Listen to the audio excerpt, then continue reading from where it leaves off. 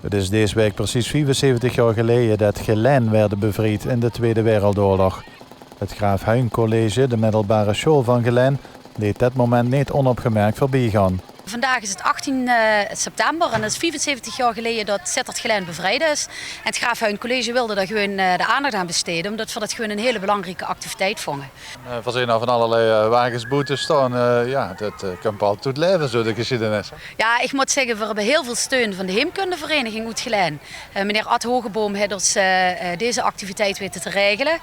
En ook dankzij de heemkundevereniging kunnen we voor alle leerlingen vandaag een activiteit organiseren. Natuurlijk in samenspraak met een aantal gastsprekers. Maar deze activiteit is echt dankzij de heemkundevereniging in Geleen. Ja. We hebben ook een schoolkrant gemaakt, die had ook het GAC viert de vrijheid en dus niet echt over de Tweede Wereldoorlog alleen. Maar de meeste activiteiten hebben wel te maken op een of andere manier met de Tweede Wereldoorlog. Dan moet je denken aan een grote groep is naar bioscoop, krijgt dat Duinkerk te zien. Een andere groep brugklassers die zijn in de heemkundevereniging, krijgen daar een audiovisuele tour. En we hebben ook een aantal leerlingen die zitten nu in het Eyewitness Museum in Beek. Dus we hebben behoorlijk gaat activiteiten vandaag. Ja, we zijn er ook heel trots op dat het ons gelukt is om dat te doen. Ja. Ik was 5 jaar bij het bombardement en 7 jaar oud bij de bevrijding. Aangezien ik schijnbaar een fotografisch geheugen heb, kan ik dat precies terughalen. En natuurlijk, als kind heb ik dat ganz anders ervaren als mijn ouders bijvoorbeeld.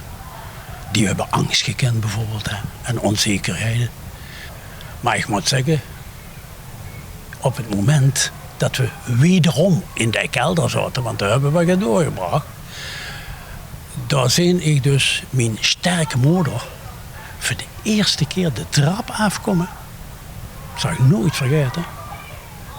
Dat ze voor de eerste keer in haar leven inderdaad huilde. En toen dacht ik, er is iets aparts. En ik ren langs haar door naar boven. En ik zit boven in de straat. Toenmalige Sint-Pieterstraat, zie ik de eerste jeep komen met die Amerikaanse jongens erop.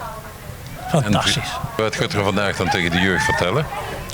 Achtereenvolgens mijn avontuur met een herdershondje, de bombardement.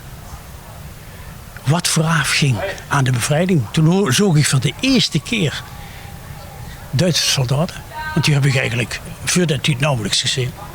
Dat ging ganz anders. Het leven ging eigenlijk gewoon door. Voor mij althans. En daarna dus die bevrijding. Met dat gegeven dat ik nooit zal vergeten. Mijn moeder. En daarna begon het avontuur natuurlijk met die Amerikaanse soldaten. Dan mochten ze overal inklimmen met z'n allen. Af en toe moest je natuurlijk weer de kelder in. Want de Duitsers hebben toch geprobeerd om het oponthoud in Zusteren te compenseren met nog wat granaatjes te schieten. Dus dan maken de jeugd in ieder geval vandaag duidelijk dat vrijheid ook een avontuur kan zijn. Absoluut. En dat is eigenlijk heel bijzonder. In het kader van de schoolkrant hebben we een aantal ooggetuigen mogen interviewen. Mijn leerlingen hebben dat met name gedaan. Toevallig heb ik met de Roebe geïnterviewd. En dan realiseert ze zich wel, ten eerste dat we echt van geluk mogen spreken dat we nu leven in deze tijd, ook in dit lunch. En dat het heel heftig is geweest wat ze hebben metgemaakt.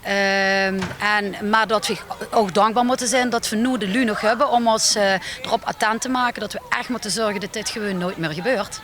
En zolang het duurt hebben we ze nog. Maar ja, de tijd tikt, de wet niet hoe lang ze nog bij ons in de buurt zijn. Om ons duidelijk te maken dat we moeten voorkomen dat we ooit nog in zo'n periode terechtkomen.